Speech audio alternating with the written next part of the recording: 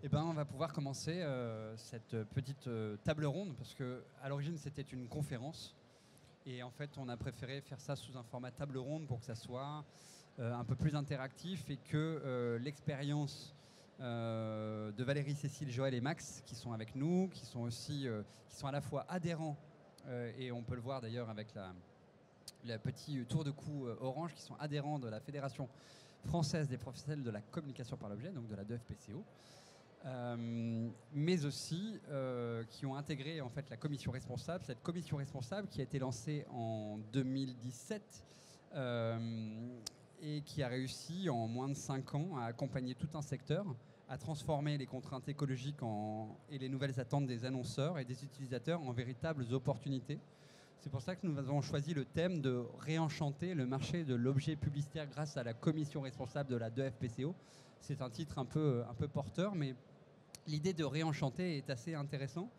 Alors pour cette table ronde, on accueille, comme je vous l'ai dit, des adhérents de la fédération qui ont soit confirmé leur business model, soit intégré de nouvelles pratiques pour certains ou certaines. Alors il y a Valérie Pasland de Access Pub, il y a Joël Lobstein de Series Center, Cécile Fougerousse de DreamAct et puis Max. Alors je suis pas obligatoirement dans la meilleure situation pour pouvoir te présenter. Je crois que je vais me mettre en mode palmier. Ouais, voilà. Ça sera plus simple. Et Max qui représente la société Beware. Boomerang, on dit Beware, Boomerang. Ok. On va découvrir en quoi la commission responsable, en fait, par cette petite discussion, cette table ronde, a permis à une grande partie de l'écosystème de l'objet et du textile média de passer du goodies futile à l'objet ou le textile média responsable et utile, et d'expliquer en quoi notre rôle avec cette commission responsable depuis 2017, ça a été d'engager un maximum d'acteurs, de faire prendre conscience des risques sur la filière autour de socles tels que la communication, la formation aux bonnes pratiques, l'éco-conception. Et puis dernièrement, l'outil qu'on a lancé l'année dernière, qui est l'outil d'évaluation, qui a été un énorme travail qui a été réalisé par la commission responsable, qui permet effectivement pour la première fois d'avoir une évaluation RSE des produits, vérifiable en tout cas, qui a été mise en place sous un modèle. Donc comme je vous l'ai dit, on a 4 invités. On a donc Cécile, Joël, Valérie et Max. Je vais donner la parole à Cécile. Je ne sais pas si tu as un micro avec toi. Ton entreprise, DreamAct, je crois que ça doit fonctionner. Ils sont on. Ton entreprise, toi, on peut dire, comme je l'ai dit ce matin lors de la conférence sur le digital, on dit souvent une entreprise qui est née du digital, on dit qu'elle est digital native. Toi, on pourrait dire que ton entreprise est responsable native. C'est-à-dire qu'il y a toujours eu en fait cette raison d'être responsable au sein de cette entreprise, donc DreamAct. Peux-tu nous parler de ton expérience d'entrée à la commission responsable ? Est-ce que ça a changé pour toi ? Est-ce que ça t'a permis de trouver des copains et des copines qui avaient finalement la même vision que toi, de pouvoir conforter ton business model, de pouvoir... voilà. Alors effectivement, DreamAct, c'est bon. Ouais. Effectivement, DreamAct s'est créé sur une volonté de permettre aux particuliers et aux entreprises de consommer responsable. Moi, je venais déjà du monde de l'objet publicitaire. Ça fait, certains me connaissent, ça doit faire 30 ans que je fais ce métier. J'en connaissais tous les travers. J'avais envie de faire les choses un peu différemment. Et du coup, tout naturellement, on est rentré à la fédération, on est devenu adhérent. Je suis rentrée dans cette commission responsable. Les 2 premières années, en fait, on a mis en place les modules de formation à la commission responsable. Et ça m'a effectivement permis de rencontrer des gens qui partageaient les mêmes valeurs que nous, de sentir beaucoup moins seul sur ce domaine qui est un peu nouveau dans ce milieu du goodies un peu classique. Et ça m'a permis de voir que la fédération que j'avais connue il y a longtemps avait énormément changé. Ça m'a donné envie de m'investir un peu plus dans cette fédération. J'ai présenté ma candidature au conseil d'administration. Je suis aujourd'hui l'un des nombreux administrateurs de la fédération. Et je suis restée dans la commission responsable. les gens ont changé, mais il y a une équipe qui est assez soudée, assez solide, qui partage les mêmes valeurs, qui fait vraiment évoluer les choses. Donc la première chose mise en place, ça a été ces modules de formation que beaucoup ont suivis. Et je pense que tu en parleras après, Anthony, la grande mise en place de cette dernière année, ou de ces quasiment 2 dernières années, ça a été la mise en place de l'outil d'évaluation, l'EcoScore. Ouais, alors c'est vrai que tu parles des webinaires. Mine de rien, je crois que l'année dernière, ça doit être plus de 200. Alors, je crois que c'est une 60aine d'entreprises. Juliette, je ne sais pas si Juliette est là, c'est pas grave. Je crois que c'est une 60aine d'entreprises qui ont assisté en fait à ces webinaires. Et je crois qu'en tout, on a dû, sur les 2 dernières années, avoir près de 400 ou 500 personnes. Donc, à la fois administrateurs des entreprises, hein, mais aussi les salariés, les collaborateurs et collaboratrices en fait, des entreprises qui ont assisté à ça. Donc, finalement, ça rayonne. C'est-à-dire que ce qui peut être pensé dans cette commission responsable, où il y a combien 10 personnes dans cette commission, à peu près avec les temps de présence différents, mais voilà, globalement, il y a une dizaine de personnes. Oui, il y a 10 personnes, il y a un noyau de 5 ou 6 beaucoup plus engagés et qui participent à toutes les réunions. Il faut savoir quand même que cette commission, elle se réunit tous les 15 jours, pendant 1h30 à 2 heures. C'est donc un temps de travail énorme et un gros investissement de la part de tous ceux qui y participent. C'est vrai. Voilà. Mais c'est très chouette de voir que ce qui est mis en place dans cette commission, comme les formations, ont été très suivies. Donc merci Juliette d'avoir autant mobilisé autour de ces formations. J'ai une question pour toi, Joël, qui est un marqueur. Et c'est vrai qu'on a peu de marqueurs à la fédération. On a peu de marqueurs qui font des démarches responsables. Et toi, tu as une double casquette. Tu as à la fois voulu t'impliquer en fait, dans la responsabilité. Il y a aussi la volonté de pouvoir porter aussi le label Pôle Excellence Marquage, ce label porté par la fédération, qui est un label à la fois de qualité, mais de qualité environnementale aussi. Je sais aussi que ton entreprise, elle est GOTS, c'est ça? Depuis 1 an? Depuis 1 an, oui. Et est-ce que tu peux nous parler, en fait, par le prisme à la fois du rayonnement de la commission responsable, de ce changement d'univers, en quoi ça a été important pour toi de pouvoir faire ce chemin et de pouvoir mener en fait, ton entreprise à quelque chose de différent, en fait. Oui, effectivement, aujourd'hui, nous avons une proposition qui est assez différente dans la mesure où la certification déjà Pôle Excellence Marquage, qui est le label qualité de FPCO, effectivement intègre toute cette notion d'éco-responsabilité, évidemment, dans les process de travail, également derrière sur toute une partie, on va dire, propre, hein, tout simplement, parce que c'est vrai que c'est pas antinomique de parler de propreté, de marquage. Hein. C'est vrai que souvent les sérigraphes, quand on parle d'encre solvantée, on a un peu mauvaise presse, hein, tout simplement. Et aujourd'hui, je pense que le moment est venu pour parler effectivement de ces 2 sujets, de l'éco-responsabilité déjà, qui est un sujet qui, en tout cas, moi, personnellement, me tient vraiment très à cœur. Ça fait d'ailleurs même partie de mon logo en dessous, notre marqueur éco-responsable. Et surtout aussi, comme tu le disais, Anthony, à travers la certification GOTS, qui est aujourd'hui, on va dire, le Graal tout simplement d'un marqueur ou même des distributeurs, c'est la même chose. C'est le Graal, puisque derrière, ça nous certifie sur toutes les bonnes pratiques, entre autres environnementales évidemment, mais aussi ça peut être la centrale de traitement d'air tout simplement, ça peut être le recyclage des eaux souillées par la sérigraphie. Nous, on a fait le choix de basculer même jusqu'en allant à l'encre à l'eau tout simplement, hein, qui évidemment est elle, on ne peut plus éco-responsable puisqu'il y a 0 solvant, pas de PVC, pas de phtalate.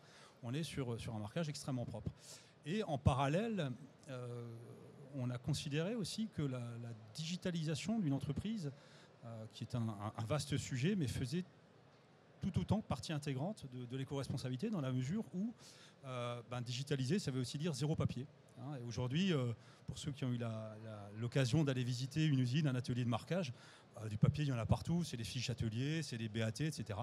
Et nous, on a fait le choix, en 2020, d'ailleurs, en même temps que le Covid, on avait décidé, en construisant notre usine du futur, de digitaliser l'entreprise, tout simplement, et d'aller dans cette voie, tout simplement, de l'éco-responsabilité, mais en totalité, aussi bien sur les process que sur les produits utilisés. Quand tu parles de digitalisation, tu parles de traçabilité finalement. Oui, alors c'est effectivement cette digitalisation, ça veut dire qu'aujourd'hui, comme je le disais, il n'y a plus de papier, c'est des tablettes. Aujourd'hui, mes collaborateurs scannent des QR codes qui sont édités à l'entrée de la commande et qui scannent pour indiquer donc, les différentes étapes de la commande qu'ils traitent jusqu'au bout, jusqu'à l'expédition. Et on a donné la possibilité à nos clients de se connecter à une plateforme et d'aller visualiser tout simplement les étapes de progression de la commande, tout simplement, du début jusqu'à la sortie, avec des possibilités de téléverser des bons de livraison pour livrer directement chez les fournisseurs, scanner le bon de livraison du fournisseur pour voir s'il n'y a pas de reliquat, par exemple, si la marchandise a bien été livrée, quand est-ce qu'elle a été livrée. Donc où on devient tout simplement transparent. On ouvre les portes de notre usine, tout simplement, en permettant à nos clients d'accéder à l'ensemble de ces informations. Ok. J'ai une question là-dessus sur Valérie, parce que donc Valérie qui dirige AccessPub. AccessPub existe depuis 2001. C'est ça ? 2001. Je sais que tu es très impliqué dans la commission responsable. Tu es très impliqué aussi dans la responsabilité sociétale de ton entreprise et environnementale. En quoi la prise en compte de la RSE a pu changer en fait ton business model, ou ta raison d'être, ou ta vision de ce qu'est une entreprise de communication par l'objet? En quoi la commission RSE aussi a pu t'apporter ce supplément ou ce complément de vision? On l'a vu avec Joël, et puis on le verra avec Max aussi, mais effectivement, souvent, on s'arrête à la responsabilité des produits. On veut tous, on dit oui, on veut du produit Made in France, éco-conçu, etc. Et puis derrière, on parle effectivement de la distribution, on veut des choses éco-distribuées. On met souvent de côté d'ailleurs l'éco-marquage, qui est quand même assez important. On pourrait le mettre dans la chaîne. Et toi, en quoi en fait à la fois la commission responsable et puis le rayonnement finalement de la RSE sur, en tout cas le changement de paradigme, a permis à ton entreprise, ou en tout cas à toi, ta vision, de pouvoir faire ça différemment? Alors déjà, c'est mars 2001, la création, donc très très vieille. Ça a démarré, on n'est pas une très très grosse équipe, mais ça a vraiment démarré avec le webinaire qui a été dispensé. Donc c'est même pas un sujet, faire partie de la fédération, c'était même pas une question. C'est important et on a besoin d'être nombreux, et plus fort on avance. Mais ce webinaire a été vraiment révélateur, parce qu'on a compris que dans la structure, on avait tous déjà plus ou moins une démarche RSE, sauf qu'on ne savait pas la formaliser. Donc on a démarré par le webinaire. Toute l'équipe s'est formée sur ce webinaire. Derrière, on s'est lancé sur l'évaluation RSE. Et ça m'a semblé naturel ensuite de rejoindre la commission et d'être un peu plus active et de faire avancer et de former autour et d'informer surtout et les annonceurs et nos confrères sur l'importance de la RSE. Tu as utilisé les trois bons termes, c'est-à-dire que, on s'évalue, et ça c'est le plus important, c'est savoir où on en est, quel niveau de maturité on en est, et ensuite se former et informer. C'est vraiment les trois piliers, en fait, les trois bonnes pratiques que préconise la commission responsable. Mais ça passe d'abord par une évaluation, et après derrière, effectivement, tu peux te réévaluer chaque année. Ça peut être par des certifications, ça peut être par EcoVadis, par Acesia. EcoVadis, je crois que c'est tous les 2 ans, il me semble. Tous les 3 ans, je crois. Tous les 2 ans, tous les 2 ans. Et pour savoir où tu en es, en fait, dans ton investissement entrepreneurial et digital. C'est important. C'est important de pouvoir faire évoluer et de gagner en maturité, en fait. Ouais. C'est très complexe. Il y a beaucoup de choses qui rentrent en ligne de compte. L'éco-conception, tu as déjà cité beaucoup de sujets. C'est des sujets qui sont très complexes et qu'on n'aborde pas comme ça. Max va pouvoir nous en parler, l'éco-conception, parce que c'est vrai que on a donc Max qui est ici, qui représente la société Beware. La société Beware, c'est pour moi une entreprise qui a été pionnière. Je me déplace dans la plante.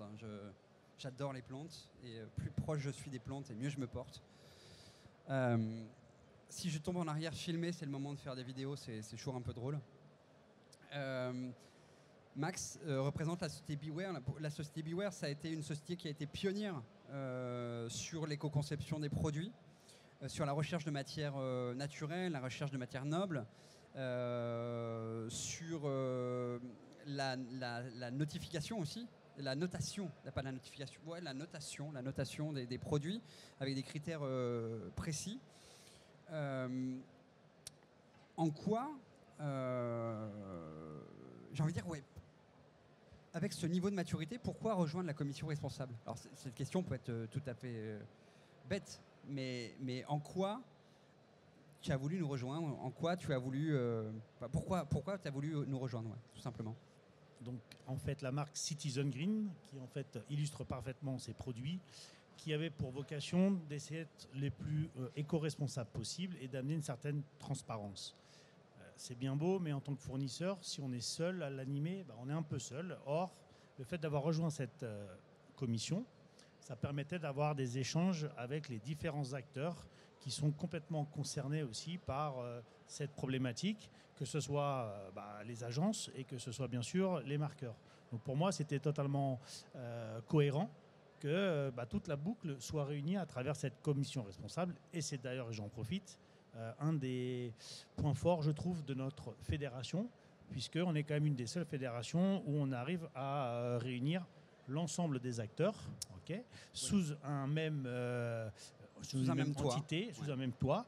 Et cette commission est un moyen de pouvoir échanger sur nos problématiques, de rester en veille, et ça c'est un sujet qui est quand même très important par rapport aux normes et au côté législatif. Et là-dessus, je trouve que la commission nous permet à tous de gagner en maturité. C'est un terme qui a été employé, mais pour moi, donc on gagne en maturité et on gagne surtout aussi en efficacité. Encore une fois, seul, on est fort, mais à plusieurs, on est encore plus fort. Et donc, ces échanges sont pour moi extrêmement constructifs. Et quand nous, Citizen Green, donc, qui existe maintenant depuis 15 ans, c'était un moyen, à travers cette commission, d'amener un peu d'expérience, certes, et en même temps, comme la RSE d'ailleurs le stipule, d'être toujours dans un mode d'amélioration. Voilà, donc ça nous permet d'intégrer des données nouvelles quand on est dans la réflexion de fournisseurs, de matières, de développement de produits, de choix de packaging, de traçabilité, etc., etc. Et cette commission, pour moi, a vraiment tout son sens.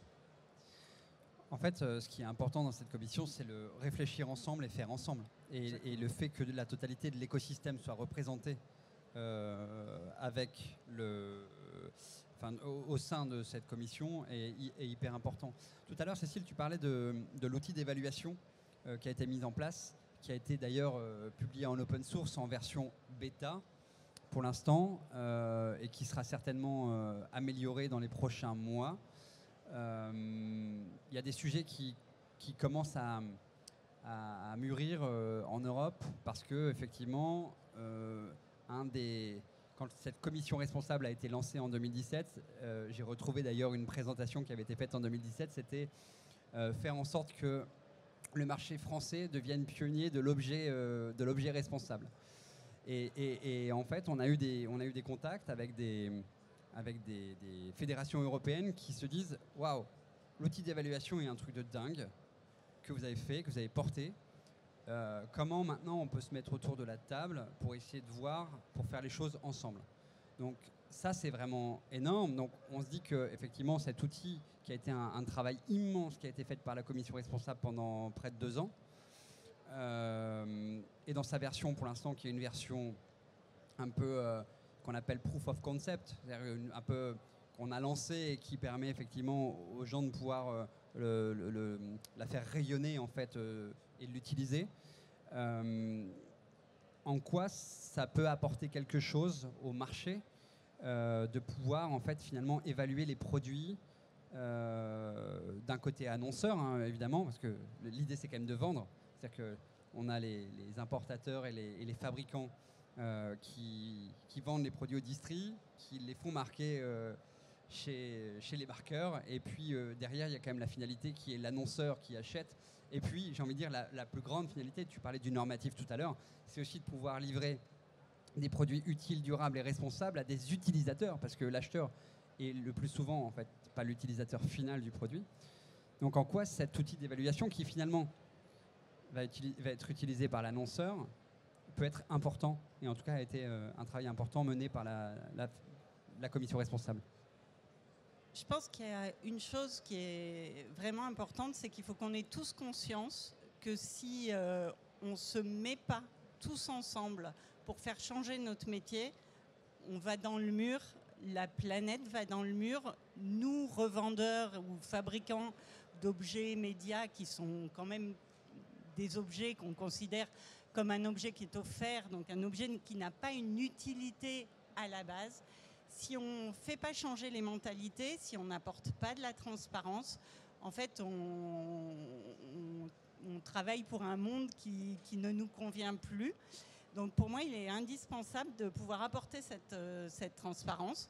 Cet outil le permet déjà le fait de se poser la question entre nous, comme l'a dit Max, comme l'a dit Valérie. En fait, c'est important qu'entre nous, on se réunisse, on se challenge en permanence, on fasse évoluer nos propres pensées. Moi, il y a plein de choses sur lesquelles j'ai changé et DreamAct a évolué grâce à cette commission aussi. Et la mise en place de cet outil, en fait, c'est qu'un outil chiffré, c'est qu'un outil qui permet effectivement juste de mesurer quelque chose de façon assez simple. Mais en fait, si on ne se pose pas toutes les questions qui permettent de mettre en place cette mesure, on ne fera pas avancer les choses. On ne fera pas avancer les choses pour les revendeurs ou pour les agences. On ne fera pas avancer les choses en challengeant nos fournisseurs, les importateurs. Et nos clients n'auront pas de mesure de ce qu'ils peuvent attendre. Ce que tu dis, c'est que cet outil d'évaluation, finalement, permet de combler une brèche qui existait, qui était de finalement faire confiance uniquement aux fournisseurs sur le produit qui nous était proposé et pas faire cette introspection nécessaire avant de vendre ce produit à l'annonceur sur quelle responsabilité sociétale et environnementale j'ai à mettre ce produit sur le marché et qu'est-ce que je peux y ajouter comme valeur ajoutée en y mettant d'autres choses. Je parlais tout à l'heure de GOTS. GOTS fait partie, si tu fais marquer un t-shirt par un atelier français GOTS, je crois que tu remontes à 6 points de plus, quelque chose comme ça. Donc en fait finalement c'est aussi se dire il n'y a pas que le prix, il n'y a pas que la marge, il y a aussi le fait de pouvoir penser à mettre un produit qui va être encore une fois durable dans la vie de la personne en fait, qui va pouvoir être utilisé et qui va être finalement, parce que le marquage, si c'est un marquage en plastique tout pourri, l'utilisateur final lui il ne le sait pas, donc il peut dire bon, je m'en fiche, mais finalement c'est pouvoir donner à l'annonceur toutes les billes pour bien choisir, c'est ça ? C'est ça, mais c'est dans un premier temps de se poser la question. Entre nous, nous en tant qu'agence, quelle est notre responsabilité ? Qu'on se pose des questions sur nos produits de façon à mieux en parler et de façon à apporter cette transparence à l'annonceur. Mais en gros, la question et que je pourrais poser aux personnes qui sont là aujourd'hui, c'est ne pas utiliser cet outil d'évaluation ou ne pas avoir conscience des produits qu'on diffuse ou qu'on distribue, c'est quelque part être inconscient. C'est quelque part ne pas avoir encore compris que le métier passerait obligatoirement par là. Alors, je ne veux pas faire le père Castor, hein, mais l'idée, c'est de faire en sorte que cette commission responsable, qui est un peu un travail universitaire, un travail exploratoire, puisse porter les bonnes pratiques pour que la totalité du métier puisse s'en emparer. C'est le but ? C'est le but, que la totalité du métier puisse se poser la question de qu'est-ce que je fais en mettant cet objet sur le marché dans les différents stades.